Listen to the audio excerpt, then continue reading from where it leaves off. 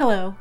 In today's video, I'm going to show a slow stitch piece that can be put into a fabric journal that is inspired by a strand of Christmas lights. And these are the old Christmas lights, the big bulbs that blink sometimes. They're brightly colored, not the twinkle lights, but the larger bulbs. The piece is very enjoyable to make, and it's a fun way to use up different Christmas prints or even just vivid colors that you have. And here's how I do it. So I always start my project by creating a template for my main subject matter. So here's what I have as my book page, and this is what I'm going to attach my Christmas lights, my string of lights to. It's just a piece of quilted fabric from an old quilt that I salvaged to use as the basis for my page.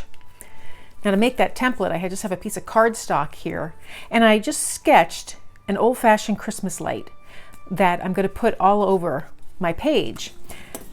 I made the size according to what size I want on my page. You could obviously make them smaller or larger, and that's up to you. So from here, I just cut out my template.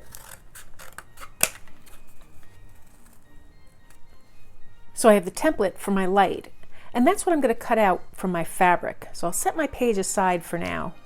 I have some ric-rac here, which I think I'm going to use to make my strand of lights. And then I just had some green ribbon, this is grosgrain ribbon, in a similar color, not perfectly matched, but close enough.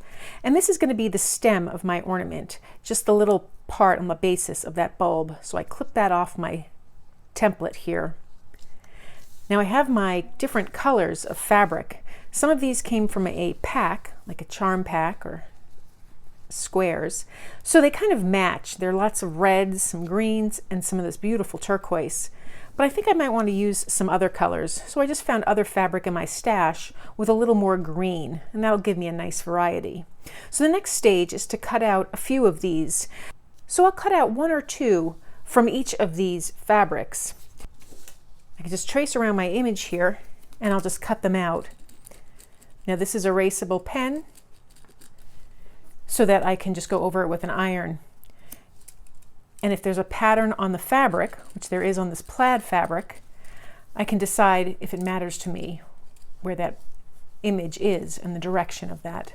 But for now, I'm just going to go around on all my fabric and cut out one or two bulbs from each of them, and that gives me some variety to play with.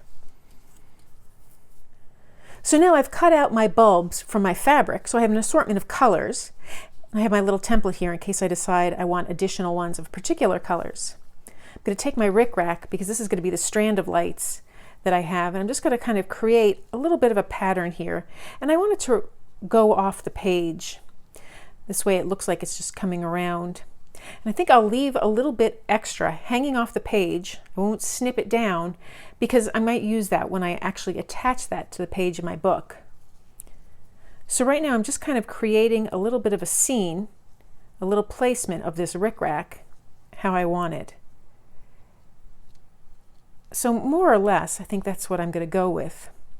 I'm going to put a pin down just in a couple of places to hold it in position. I still have a little bit of it trailing off the edge of the page. Holding it down there. This eventually I'll flatten it out as I go along, but I'll put just a little pin in it to hold it in place. And then it will come down here. Now I think I'll start at the bottom of this page. And again, I'll let it hang off because that gives me options in the future when I attach it to my page. But this is pretty much how I want my ric-rac to go. And since I'm starting at the bottom of the page, this is where I'm going to pay attention to make it really lay flush. So I'll carefully pin that down and just go up a little bit of a ways.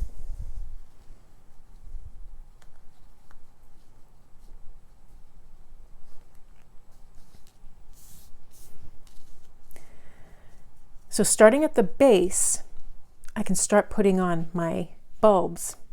I'll have one bulb here, and then eventually I'll attach a little piece of ribbon to hold it in place there. So where I'm happy with this bulb placement, I'm going to take my needle and thread.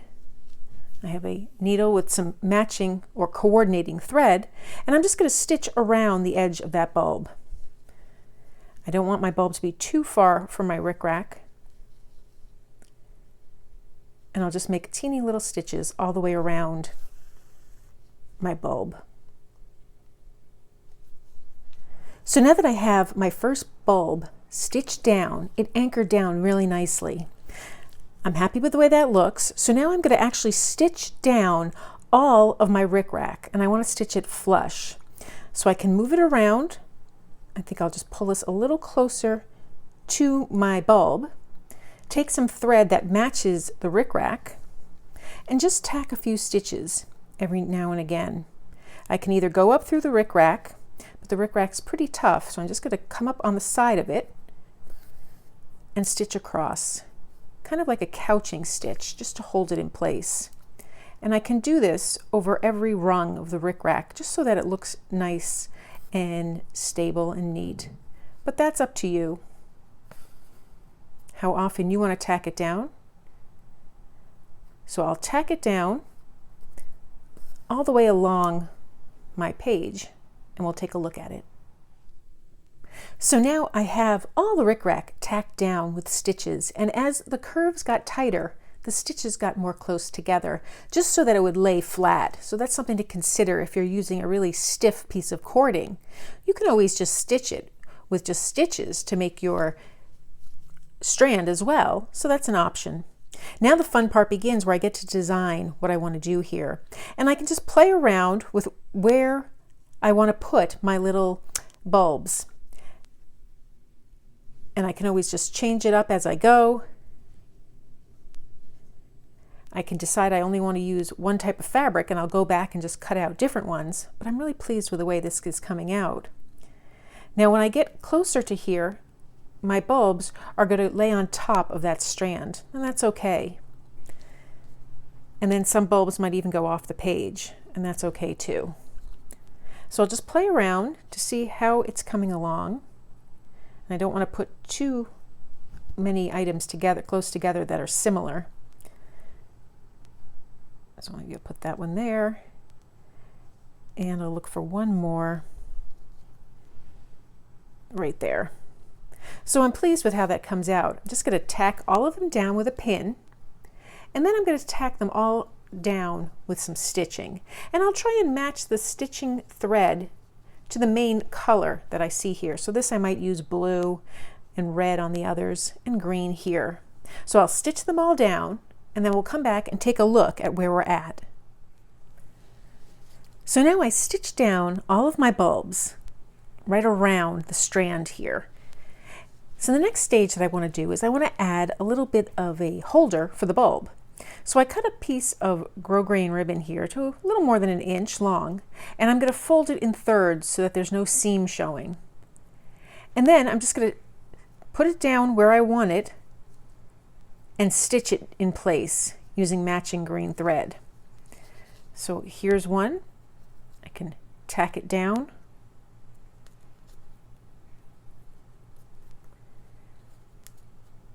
And I'm going to stitch all the way around it.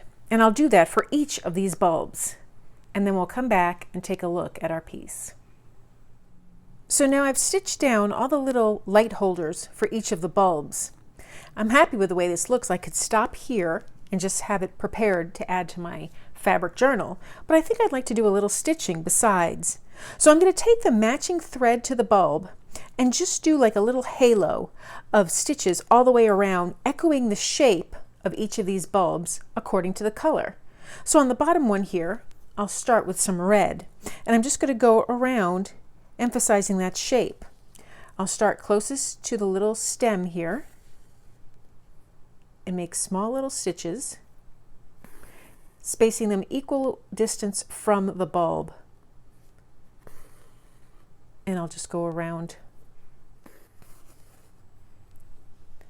And now I'll continue this with the remaining bulbs. So I completed my piece. I sewed that little halo around each of the bulbs to create that effect, to really emphasize it. Now I could continue further by adding more stitching to the background, but I really like the contrast between the colors and the background, so I'm going to leave it just as it is.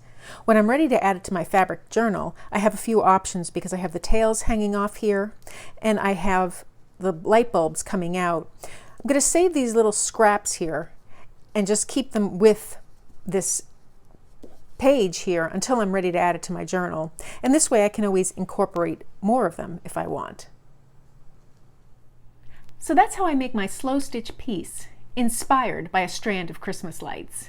It's a fun project to make, a great thing to incorporate into a fabric journal, or it even can be made into an ornament.